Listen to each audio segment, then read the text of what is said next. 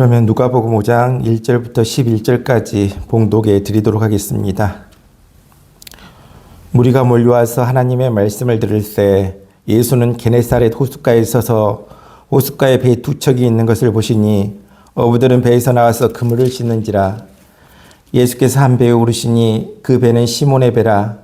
육지에서 조금 떼기를 청하시고 앉으사 배에서 무리를 가르치시더니 말씀을 마치시고 시몬에게 이르시되 깊은 데로 가서 그물을 내려 고기를 잡으라. 시몬이 대답하여 이르되 선생님, 우리들이 밤이 새도록 수고하였을 때 잡은 것이 없지만은 말씀에 의지하여 내가 그물을 내리리다 하고 그렇게 하니 고기를 잡은 것이 힘이 많아 그물이 찢어지는지라. 이에 다른 배에 있는 동무들에게 손짓하여 와서 도와달라 하니 그들이 와서 두 배의 채움에 잠기게 되었더라.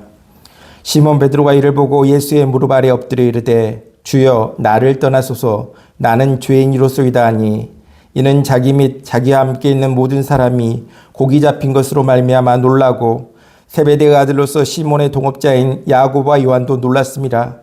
예수께서 시몬에게 이르시되 무서워하지 말라. 이제 후로는 내가 사람을 취하리라 하시니 그들이 배들을 육지에 대고 모든 것들을 버려두고 예수를 따르니라. 아멘.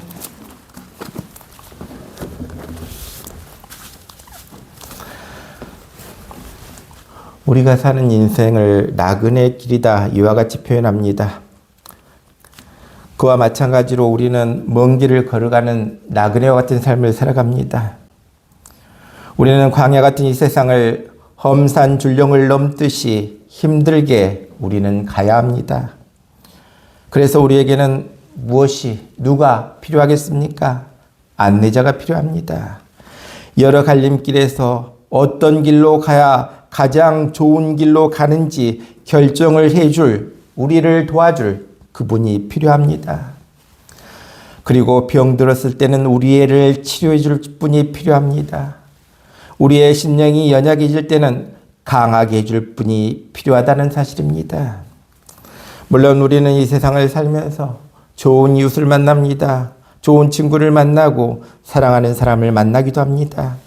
하지만 사람의 도움은 어떻습니까? 완전하지 못하다는 사실을 우리는 깨닫게 됩니다. 내 힘으로도 다른 사람의 힘으로도 승리할 수 없다는 사실을 우리는 깨닫고 살아갑니다. 그렇다면 우리는 누구의 도움을 받아야 되겠습니까? 누구를 만나야 되겠습니까? 성경은 말씀하십니다. 우리 주 예수 그리스도의 도움을 받아야 된다 말씀해 주고 있습니다.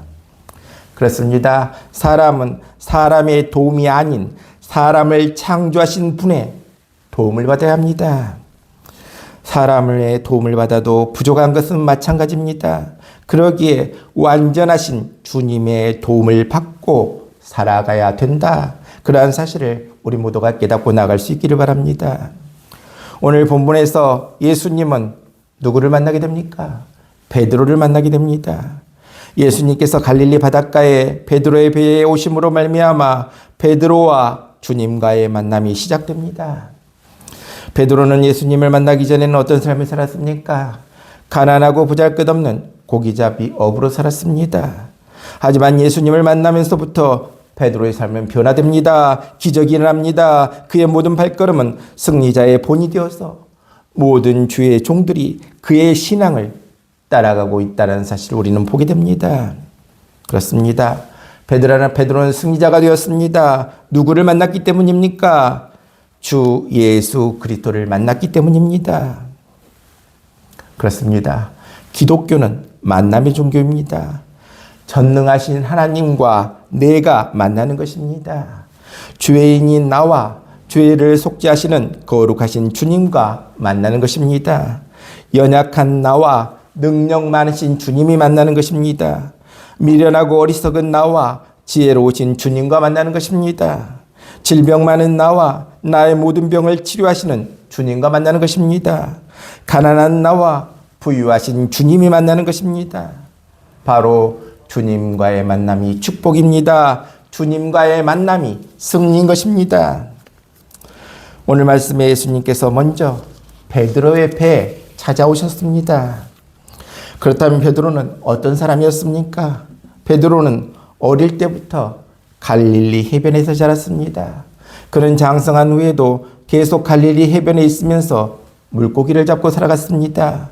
이 때문에 그는 갈릴리 바다에 대해서는 누구보다도 해박한 지식을 가지고 있었습니다. 하지만 베드로는 모든 일이 뜻대로 되지 않아 그의 삶은 지쳐 있었습니다. 그날도 배를 타고 바다에 나가 밤새도록 그물을 던졌지만 그에게는 아무런 소득이 없었습니다. 허탈해진 그는 해변에 빈 배를 대놓고 그물을 싣고 있었습니다. 그때 사람들이 어떤 한 사람을 쫓고 있었습니다. 베드로가 그 사람을 자세히 보니 평범한 사람이 아니었습니다. 바로 그 사람은 누구셨습니까?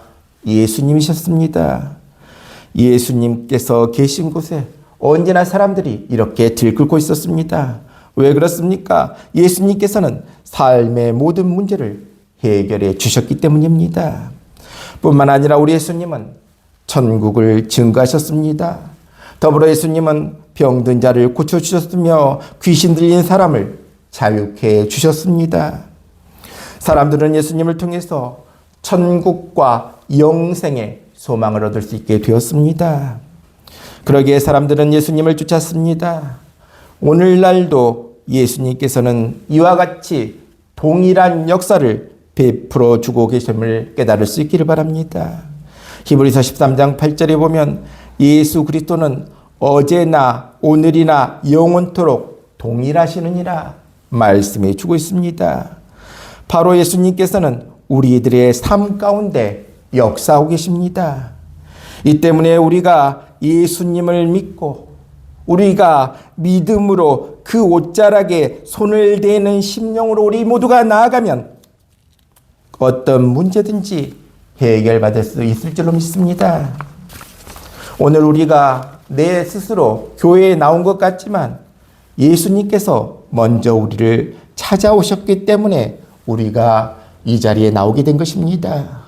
우리 주님께서 이미 우리 마음의 배에 오신 것입니다.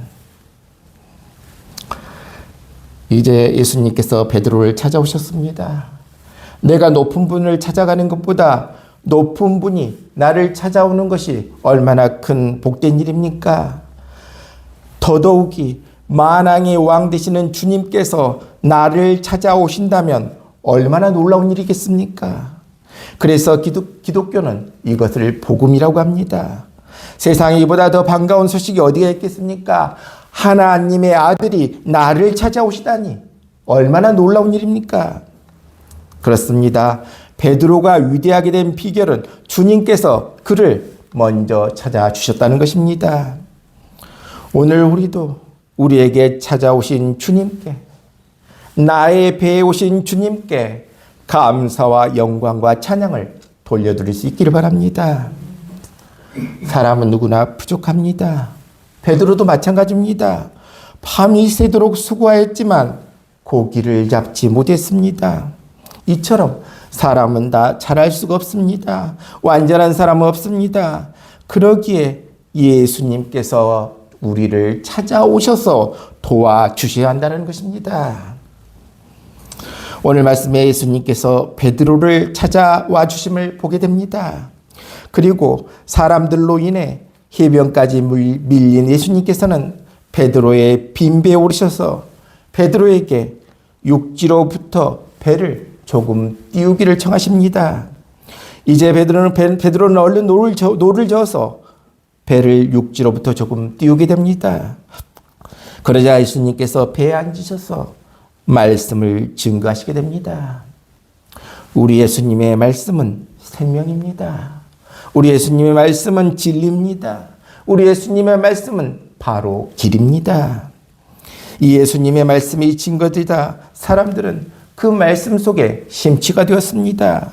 베드로는 권능 있고 소망이 넘치는 그 말씀에 심취되어 현실의 절망을 잊고 있었습니다. 말씀을 마치신 예수님께서 베드로를 향해 누가복음 5장 4절에 깊은 데로 가서 그물을 내려 고기를 잡으라 말씀하셨습니다. 바로 이 점이 예수님의 위대한 점이라는 것입니다. 예수님께서 단지 베드로에게 베드로야 수고했다. 배를 빌려줘서 고맙다. 여기에 그치지 않고 예수님께서는 베드로의 삶의 문제를 해결해 주시기로 했습니다. 예수님께서는 오늘도 주님의 말씀을 듣기 위해 이 자리에 나와 예배드리고 있는 우리 모두도 그냥 돌려보내지 않고 우리 삶의 모든 문제를 해결해 주시길 원하고 계십니다. 이제 예수님의 말씀을 들은 베드로는 누가복음 5장 5절에 선생님, 우리들이 밤이 새도록 수고하였을 때 잡은 것이 없지만은 말씀에 의지하여 내가 그물을 내리리이다. 이렇게 말하고 나서 깊은 곳으로 가서 그물을 내리게 됩니다. 그러자 얼마나 고기가 많이 잡혔던지 그는 동료를 불러 동료의 배까지 나누어 실어했습니다. 이런 놀라운 역사에 베드로는 예수님의 무릎 아래에 엎드려 누가복음 5장 8절 말씀 주여 나를 떠나소서 나는 죄인이로소이다 고백하고 있습니다. 오늘 말씀에는 중대한 하나님 나라의 교훈이 담겨 있습니다. 오늘 많은 사람들이 얕은 곳에 그물을 던지며 살아가고 있습니다. 자신의 경험으로 자신의 지혜로 얕은 삶에서 그물을 내리며 허망하게 살아가고 있습니다. 그렇다면 우리의 삶 어떻게 살아야 되겠습니까? 얕은 곳에서 삶 살아야 되겠습니까? 아니면 깊은 곳에서 삶 살아야 되겠습니까? 인생의 깊은 곳으로 우리 모두 들어갈 수 있기를 바랍니다. 그렇다면 인생의 깊은 곳으로 들어가려면 어떻게 해야 합니까? 인생의 깊은 곳으로 들어가려는 사람은 예수 그리스도를 구주로 영접해야 합니다. 예수님께서 계시지 않는 인생은 아무런 의미가 없습니다. 베드로가 빈 배 예수님을 모셔드렸을 때 그의 인생은 새롭게 변화됨을 우리는 보게 됩니다. 하지만 많은 사람들이 마음속에 예수님 대신에 다른 걸 모시고 있습니다. 물질을, 지위를, 명예를, 권세를, 영화를 주인으로 모시고 살아가고 있습니다. 이런 사람들은 결코 인생의 깊은 곳으로 갈 수도 없고 의미 있는 삶을 살아갈 수도 없다는 것입니다. 우리가 진실로 복된 인생을 살려면 예수님을 우리 마음에 모셔야 합니다. 마태복음 4장 17절에 회개하라 천국이 가까이 왔느니라. 누가복음 17장 20절로 21절에 하나님 나라는 볼 수 있게 임하는 것이 아니요 또 여기 있다 저기 있다고도 못하리니 하나님 나라는 너희 안에 있느니라 말씀해 주고 있습니다. 예수님께서는 우리 마음에 빈 배 오시고 계십니다. 그러기에 우리 모두 어떤 마음을 가져야 됩니까? 우리 모두 우리 예수님을 우리 마음에 모시고 살아갈 수 있기를 바랍니다. 또한 인생의 깊은 곳으로 들어가려는 사람은 믿음으로 살아야 합니다. 히브리서 10장 38절에 나의 의인은 믿음으로 말미암아 살리라 말씀해 주고 있습니다.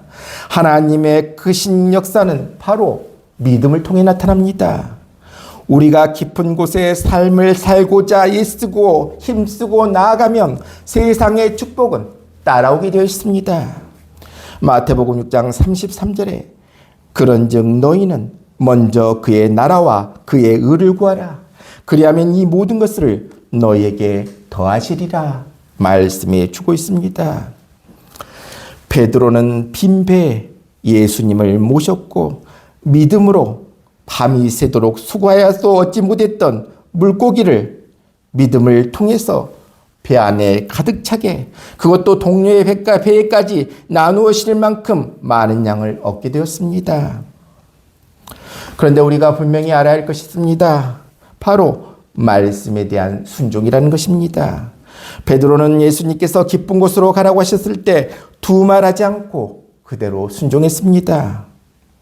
사실 예수님의 말씀은 베드로의 경험과는 너무나 반대되는 말씀이었습니다. 왜 그렇습니까?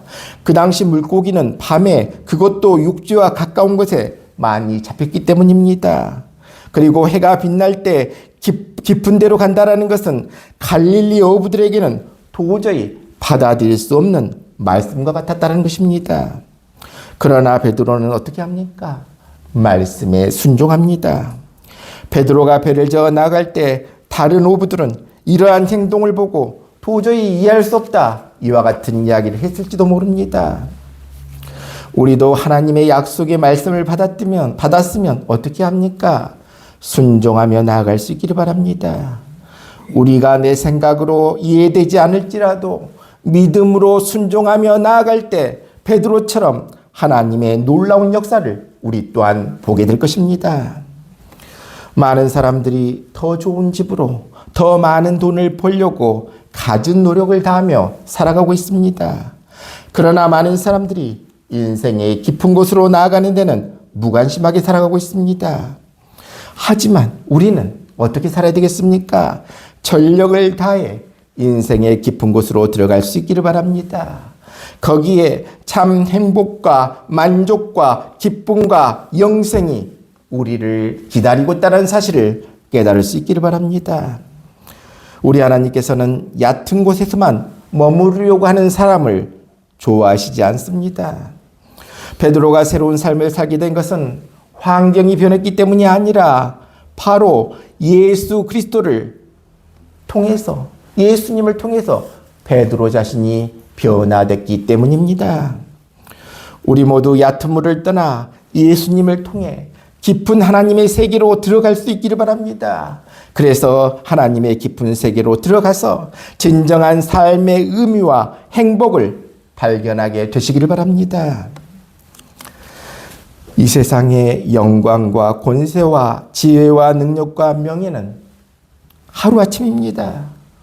모든 인간은 풀과 같고 그 모든 영광이 불의 꽃과 같습니다. 잠깐입니다. 우리 인생길에서 우리의 힘으로 끝까지 승리할 수 있는 사람은 없다라는 것입니다. 우리의 노력으로 영원히 승리할 사람은 아무도 없다라는 것입니다. 그러기에 우리는 어떻게 합니까? 도움을 받아야 합니다. 그리고 우리에게는 함께해 주시는 분이 있어야 합니다. 그리고 우리를 위로해 주시는 분이 있어야 합니다. 우리에게 긍휼을 베풀고 끊임없는 사랑을 베풀어 주시는 분이 우리 모두에게 필요합니다. 우리는 돈만 가지고는 안 됩니다. 명예만 가지고도 안 됩니다. 누가 도와주셔야? 우리 주님이 도와주셔야 합니다. 주님께서 우리와 함께 하실 때 우리는 영원한 승리자가 될 수 있습니다. 주님께서 함께 하시면 메마르고 답답한 가시밭길도 찬송하며 나아갈 수 있습니다. 감사하며 나아갈 수 있습니다.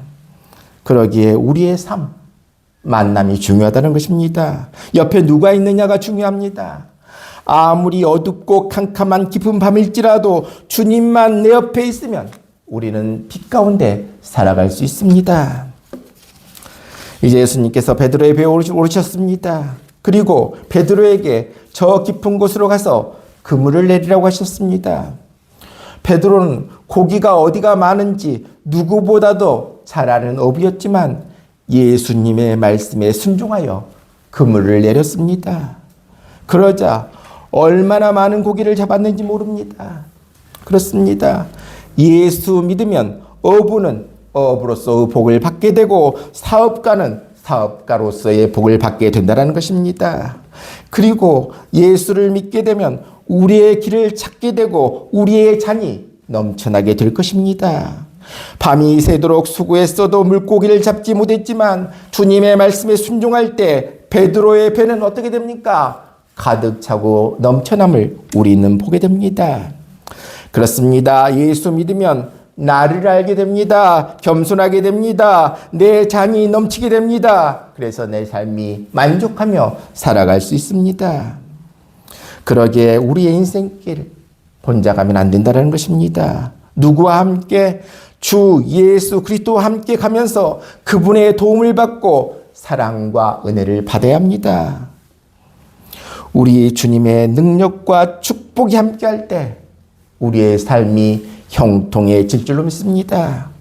우리 모두 넘치는 은혜 다 받아서 우리의 삶 속에 베드로와 같은 풍성함이, 베드로와 같은 영광이 우리 모두와 함께 하시길 바랍니다.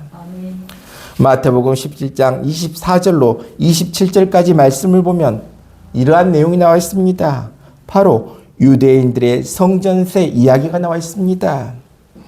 예수님께서 성전에 들어가시려고 하실 때 반세겔의 돈을 내라고 하는데 방법이 없었습니다. 그때 필요한 대로 살아가신 주님께서 돈이 있으셨겠습니까? 그때 예수님께서 베드로를 보고 말씀하십니다. 마태복음 17장 27절에 내가 바다에 가서 낚시를 던져 먼저 오르는 고기를 가져 입을 열면 돈 한 세겔을 얻을 것이니 가져다가 나와 너를 위하여 주라 하시니라. 이와 같이 말씀해 주고 있습니다. 한 세겔은 얼마의 돈입니까? 노동자가 4일 동안 일한 임금이 한 세겔의 돈입니다. 예수님은 고기를 보셨습니다. 어떤 고기를 보셨습니까? 돈을 물고 있는 고기를 보셨습니다. 한 세계를 해결하기 위한 다른 방법들도 있을 수 있겠지만 특별히 주님은 하나님의 능력을 그곳에서 보여주신 것입니다. 바로 예수님이 하나님이시라는 것과 모든 것들을 다 아시며 할 수 있다라는 사실을 보여주기 위해 베드로에게 낚아오라 명령하셨던 것입니다. 우리 주님이 한 세겔 정도 해결 못하시겠습니까? 얼마든지 길이 있지만 갈릴리 바다에 수백만 마리의 고기 가운데 한 마리 입속에 있는 한 세겔을 보시면서 그것을 가져다가 세금을 내게 하신 것입니다. 그렇습니다. 우리 주님은 모르는 것이 없는 분입니다. 주님은 모든 것들을 다 해결하실 수 있습니다. 바로 주님은 전지전능하시다라는 사실을 이 말씀 속에 보여주고 있습니다. 물론 베드로가 고기를 잡았습니다. 하지만 이것은 베드로의 실력이 아닙니다. 베드로의 능력이 아닙니다. 이것은 주님의 능력입니다. 주님이 이미 아시고 주님이 잡게 하셨다라는 것입니다. 오늘 또 우리 주님은 여러 가지 위기를 만난 우리에게, 병마에 시달리고 있는 우리에게, 길을 몰라 헤매고 있는 우리에게, 여러 가지 문제로 근심하고 있는 우리에게 말씀해 주고 계십니다. 낚시를 던져 고기를 낚아라. 그 고기 속에 한 세겔이 있느니라. 주님은 우리에게 길을 알려주시는 분이십니다. 모든 것들을 해결해 주시고 도와주시고 이기게 하시는 주님이 우리 주님이십니다. 우리 하나님은 하나님의 백성을 위해서 얼마든지 큰 일을 할 수 있다. 성경을 통해 우리에게 보여주고 있습니다. 성경에는 엘리야가 흉년이 들어서 먹을 것이 없을 때 하나님께서 까마귀를 통해 먹을 것을 해결했다라는 말씀이 나와 있습니다. 전쟁이 일어났을 때 모세가 손을 들면 이기더라는 말씀도 나와 있습니다. 나사로가 죽은 지 사흘이 지났는데 주님께서 나사로야 나사로야 하시니 죽은 나사로가 일어나는 사실도 우리는 보고 있습니다. 그리고 우리 하나님께서는 홍해를 마른 땅과 같이 가르십니다. 반석에서 지팡이로 샘이 나게 하십니다. 하늘로부터 만나를 내리십니다.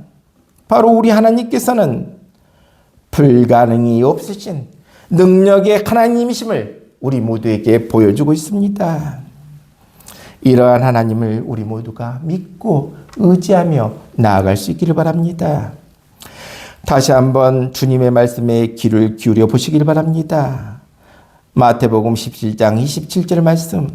내가 바다에 가서 낚시를 던져 먼저 오르는 고기를 가져 입을 열면 돈 한 세겔을 얻을 것이니.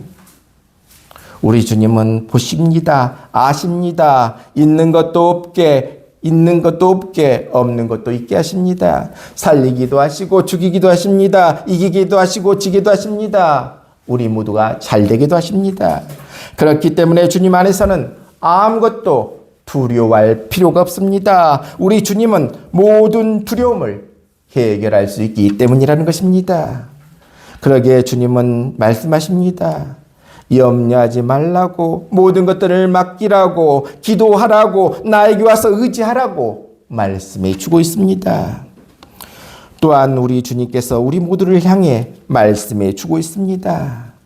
나에게는 길이 많다.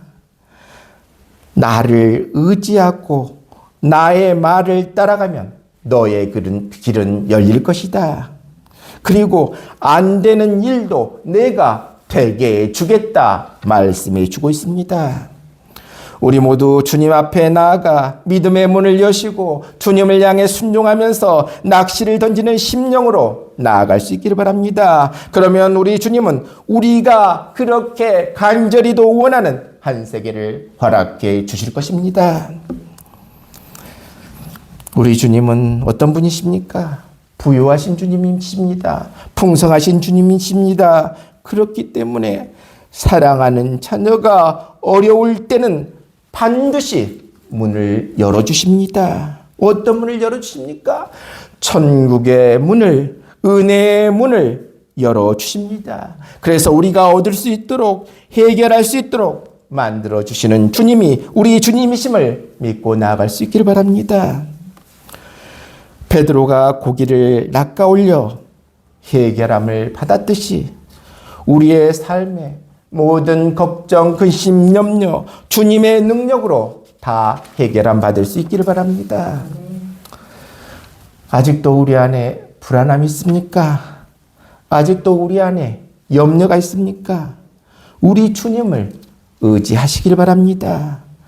내 능력의 한계에 부딪혀서 좌절하거나 낙심하고 싶을지라도 낙심하거나 좌절하지 마시길 바랍니다. 모든 것을 해결하실 수 있는 주님이 내 곁에 계심을 믿고 나아갈 수 있기를 바랍니다. 바로 거기에 피난처가 있습니다. 그 피난처는 누구십니까? 예수님이십니다. 피난처 되신 예수님께서 환난 당한 자들아 다 나에게로 오라 말씀해 주고 있습니다. 우리 주님이 해결하지 못할 일이 어디 있겠습니까? 오늘날 많은 사람들이 주님의 한마디 음성이면 해결될 일을 가지고 자신이 붙들고 오랫동안 걱정, 근심, 염려하는 것이 우리 삶의 모습 아니겠습니까? 이러한 삶을 살고 있는 우리들에게 우리 주님은 말씀해 주고 있습니다. 내게로 오라. 내가 너희에게 고기를 낚아서 한 세계를 건질 수 있는 장소와 길을 알려주겠다 말씀해 주고 있습니다. 우리 모두도 주님만을 의지하고 나아가 우리 주님이 주신 건강의 한 세겔, 문제 해결의 한 세겔, 축복의 한 세겔 다 받아 누릴 수 있기를 바랍니다.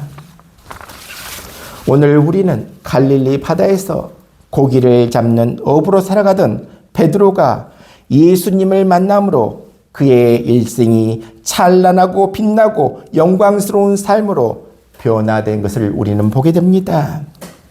어느 날 베드로는 그의 동생 안드레와 함께 갈릴리 바다에서 그물을 던져 고기를 잡고 있을 때 해변에 가까이 오셨던 예수님은 베드로에게 마태복음 4장 19절에 나를 따라오라 내가 너희를 사람을 낚는 어부가 되게 하리라 말씀해 주셨습니다. 이 말씀을 하시자 베드로와 안드레 형제는 곧 그물을 버려두고 예수님을 따라 나서게 됩니다.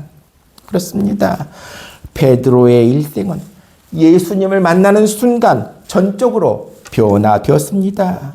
고기를 잡아 생계를 꾸려가던 평범한 삶을 살아가던 베드로는 이제는 하나님의 아들, 온 세상 인류의 메시아이신 예수님의 제자가 되었습니다. 그리고 예수님과 함께 이 땅 위에 하나님 나라를 이루어가는 위대한 사도가 되었습니다. 누구를 만났기 때문에? 예수님을 만났기 때문에. 만일 베드로가 예수님을 만나지 못했더라면 그의 일생은 갈릴리 바다에서 수없이 일어났다가 사라지는 물거품처럼 사라지고 말았을 것입니다. 하지만 예수님을 만남으로 그의 일생은 가장 보람되고 가장 축복된 삶을 살 수 있게 되었습니다. 우리도 마찬가지입니다. 우리도 일생을 살아가면서 수많은 사람을 만나서 함께 이 세상을 살아갑니다. 부모라는 이름으로 형제, 친구, 남편과 아내, 자녀, 스승, 이웃을 만나고 살아갑니다. 그러나 중요한 것은 그 만남이 나의 삶을 복되게 하고 나의 삶을 값있게 하는 만남이 되어야 합니다. 예수님과의 만남도 그렇습니다. 베드로가 예수님을 만남으로 위대한 사도가 됨을 우리는 보게 됩니다. 그렇다면 오늘 우리는 예수님을 누구로 만나고 계십니까? 우리가 예수님을 좋은 말씀을 해주시는 성인의 한 사람으로 우리가 만난다면 우리의 인격을 고상하게 하는 한 스승의 역할만 해줄 뿐입니다. 하지만 우리가 예수님을 하나님의 아들로 온 세상 인류의 죄를 대신 지시고 십자가에서 죽으신 구세주로 죽은 지 사흘 만에 무덤을 뚫고 부활하신 생명의 주로 우리 주님을 만난다면 우리의 일생은 감사와 기쁨과 평화가 넘치고 하나님 나라의 영생의 축복이 우리 모두에게 임하게 될 것입니다. 오늘 시간 우리 모두 우리의 마음은 활짝 열고 성령으로 임하시는 예수님을 만날 수 있기를 바랍니다. 성령으로 임하시는 예수님을 만나서 우리 모두가 예수님의 제자가 되고 하나님의 자녀가 되고 하나님 나라의 백성이 되는 귀한 우리 모두 다 되시기를 주님의 이름으로 축원합니다.